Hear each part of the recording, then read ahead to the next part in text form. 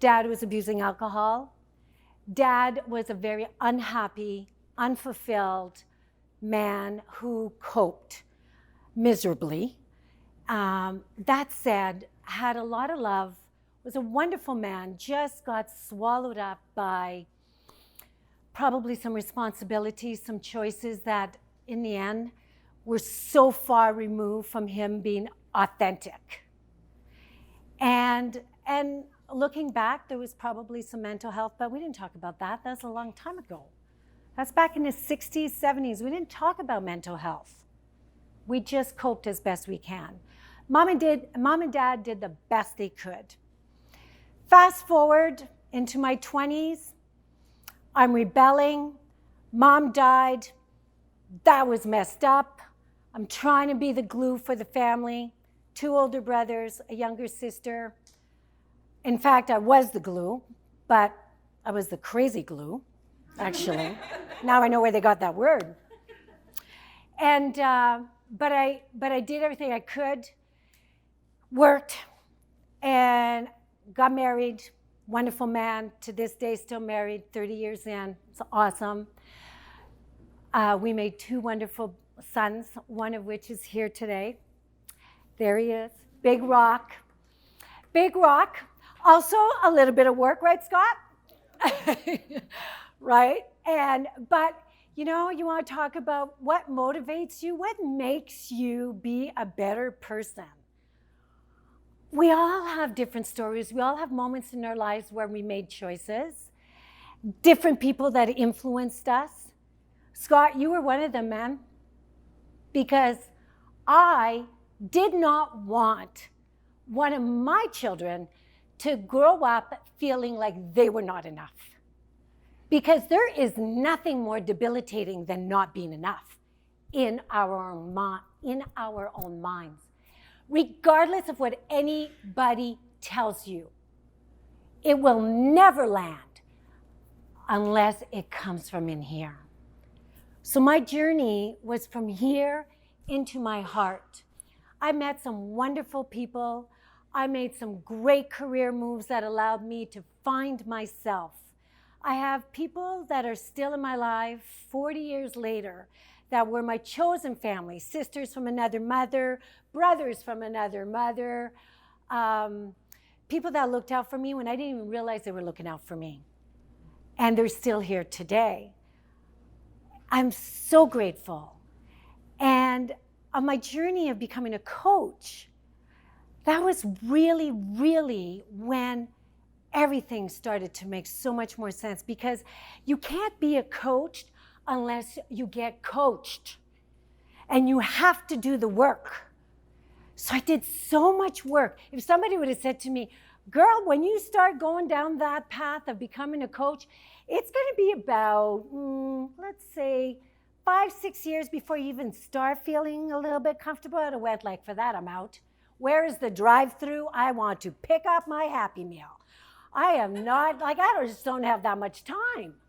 And if somebody would have said to me, oh yeah, you're gonna dig in, you're gonna be vulnerable, you're gonna talk to people you've never met, you're gonna share stories, you're going to be up on stage. I remember my first coach who trained me, and we were into it in about 1.5 years, and she believed in me first before I believed in myself. That said, I did dream to being a coach, but it was so buried deep inside of me. Came from the 80s when I was driving up Highway 144 and I was in the insurance business. And my colleague said, you'd be a really good coach. And I'm like, in the 80s, like, what are you talking about? She's like, you'd be, but we didn't have that. We didn't have any of that. So it was just like, oh yeah, you're really good with people and stuff. And I'm like, oh, well, okay. But you know, like Northern Ontario, I'm just gonna keep selling insurance. It just seems so much easier. And kid you not, at one point, on my way to manifesting this authentic self of mine, I actually left a $100,000 a year career. Company vehicle, benefits, pension plan, $100K. But I was so convinced that I was done. I was not happy. I was barely married. I was yelling at Scott. A lot. We're going to do this together sometime. Yeah, I was. And I remember telling my husband, it's like, this has nothing to do with the kids. It has everything to do with us. And I knew in my heart that it had a lot to do with where I was at. And nothing Dan could do, nothing the kids could do. I had to do the work. So because I met some really amazing people, I did do the work. So today, I have a mantra that I live by, and I pull it out because every once in a while, I slide into that place. I slide in my little self. She's yelling and crying, and she doesn't feel safe. She doesn't feel confident. She doesn't know what to do. But I've learned, this is me now. I got this. So I talk to her. I talk to myself with love. I listen to myself with love. When I talk about peace, love, and happiness now, because I've been doing the peace, love, and happiness for a while, so much so that some people thought I was just really a hippie. But I'm not talking about peace, love, and happiness from a, la, la, la, peace, love, macrame, whatever. No, I am talking about the most powerful power tool you will have in your life's toolkit, love. And why would you do the work? For peace, for happiness. I had cancer. 2011, December 2011, I get diagnosed with cancer. Bad news. Good news, Louise was equipped to face the biggest storm of her life because of everything that I had learned. And I remember thinking like, oh my, I really, really, really got to put everything I learned into practice.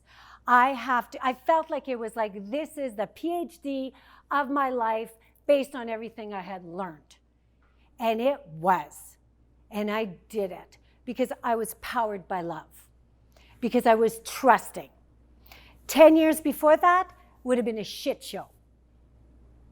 But it wasn't. When cancer showed up, it tested me. It wasn't on my radar. Clearly, it's not something you want to do. But I got through it. I didn't just go through it. I was growing through it. And I'm on the other side now, 7 years later. It's awesome, right? It's awesome because it was sort of like the final piece that I needed to figure out how to live with love, accept love, be love. My sister's here in the audience as well, my rock. Her and I have gone through so much. And now we have conversations about love. And it seems like when I think about back, say 30 years ago when we were partying, and partying hard, quite a bit actually. But we got this. We got this. We put fun in dysfunctional. We appreciate our parents. They've been deceased for a long time now. Mom over 30 years, and Mom was 81. Dad was 93. We've had a brother pass since. But we get together sometimes as siblings, and we do put the fun in dysfunctional, and we're grateful. And I know that, cancer might come back. I might leave, and that bus might hit me, the one, never know. But I will tell you one thing. There will be no regrets. And I'm just kind of like, I heard this a while back about, fruit. I'm a big love of nature. So I rely on nature's wisdom to teach me. And so, fruit tree, the fruit starts growing, and then it ripens and it ripens and it ripens. And when it gets its most beautiful, juiciest, tastiest, best self, what happens? It falls. That's going to be me. When I die, I will be my ripest self. So I'm pretty sure apples aren't going, no, stop, I don't want to ripen any longer. No, man. I'm going to continue ripening. I don't know when I'm going to fall off that tree, but there will be no regrets because it is a life that is well lived, because it's a life that is lived and powered by love. Thank you so much.